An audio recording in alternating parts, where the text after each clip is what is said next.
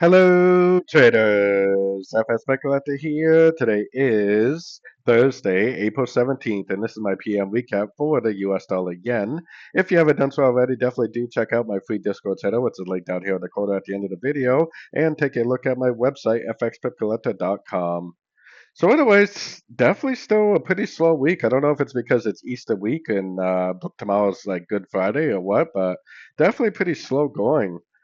This right here, I think, is the end of a trend. So I feel like this is all very, very, very corrective.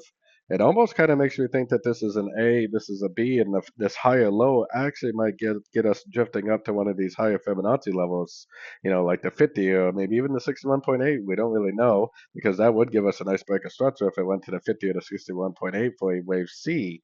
Just keep in mind that anything we see to the upside should be assumed to be nothing more than a correction to the last wave down because our higher roadmap timeframes are definitely still in a downtrend. So even if it does push up to a higher fib level, odds are it will end up continuing the downtrend more than likely. So anyways, don't forget to like and subscribe. And as always, thank you for watching and happy trading.